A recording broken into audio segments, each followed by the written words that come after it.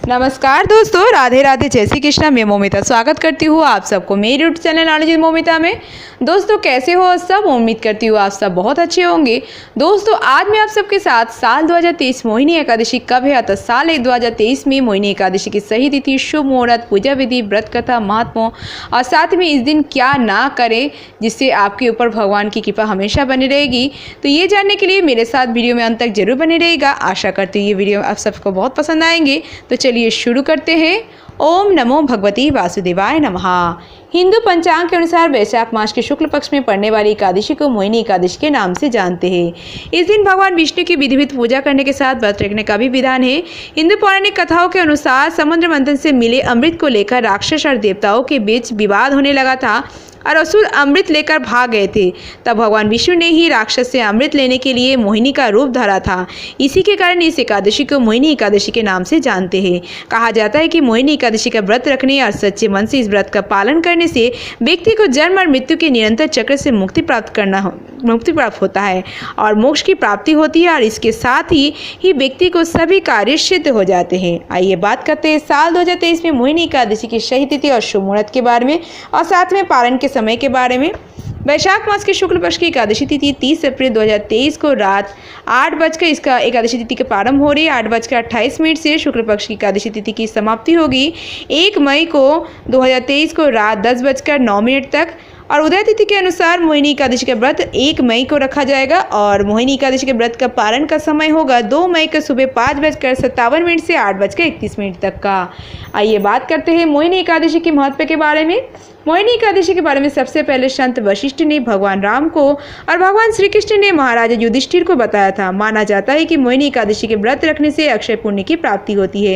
इसके साथ ही जो व्यक्ति पूरी भक्ति के साथ मोहिनी एकादशी के व्रत का पालन करता है उसे कई तीर्थ यात्रा, दान पुण्य और कई हजार यज्ञ की कराने के बराबर पुण्य की प्राप्ति होती है। इसके साथ ही व्रत करने वालों को उतनी ही महिमा मिलती है जितनी 1000 गायों को दान में देने से मिलती है। आइए बात करते हैं मोहिनी एकादशी की व्रत कथा के बारे में। पुराणों के अनुसार सरस्वती नदी के तट पर भद्रावती नगरी में द्युतिमान नामक चंद्रवंशी राजा राज करता था। वह अत्यंत धर्मालु और विष्णु भक्त था। उसके सुमना, सद्बुद्धि, मेधावी, सुकृति और धृष्ट बुद्धि नामक 5 पुत्र थे। राजा का 5वां पुत्र धृष्ट बुद्धि महापापी था। वह पर स्त्री के भोग विलास करता, जुआ खेलता और मद मांस का सेवन करता था। उसके इन दुर्गुणों से परेशान होकर राजा उसे घर से निकाल देता है। घर से बाहर निकलने पर कुछ दिन तो वह अपने गहने कपड़े से बेचकर अपना गुजारा कर लेता है, लेकिन जब उसका समय सब कुछ नष्ट हो जाता है वो भूखा प्यास से इधर उधर भटकने लगता है। कोई सहारा ना मिलने पर वे चोरी करने लगता है, जिस पर राजा उसे कारागार में डाल देता है। बाद में राजा उसे अपने देश से निकाल देता है, जहां से वे जंगल में चला जाता है और अपना पेट भरने के लिए पशु पक्षियों को मारकर खाने लगता है। एक दिन भूख प्यास से व्यथित होकर वह खाने की तलाश में घूमता रहा और कौंडिन्य ऋषि के आश्रम में पहुंच जाता है। उस समय वैशाख मास था और ऋषि गंगा में स्नान करने जा रहे थे। उनके भीगे वस्त्र के छोटे दृष्ट बुद्धि पर पड़ने से उसे सद्बुद्धि प्राप्त होती है और वह ऋषि के समक्ष हाथ जोड़कर कहता है कि हे मुने, मैंने जीवन में बहुत पाप किए हैं और उन पापों से छुटकारा पाने का उपाय बताए। उसके दीन वचन सुनकर मुनि कहते हैं तुम वैशाख शुक्ल मोहिनी की एकादशी की व्रत करो, इसके प्रभाव से तुम्हारे सभी पाप नष्ट हो जाएंगे। दृष्ट बुद्धि जब से व्रत करना शुरू किया तो उनके सभी पाप नष्ट हो जाते हैं और अंत में वह गरुड़ पर बैठकर विष्णु लोक को जाता है। कहते हैं कि इस व्रत को महात्म्य को पढ़ने और सुनने से 1000 गोदान का फल मिलता है। आपकी ज़िंदगी के विभिन्न क्षेत्र में किसी भी चीज़ से किसी तरह अगर अकाल लगी तो मोहिनी एकादशी के कोई भी समस्या होगी जीवन में तो आप मोहिनी एकादशी की व्रत करेंगे तो इसी फल से आपके जीवन में सभी समस्या दूर हो जाएंगे और भक्त की सभी मनोकामनाएं इस व्रत को करने से पूर्ण हो जाती हैं। आइए बात करते हैं मोहिनी एकादशी की पूजा विधि के बारे में।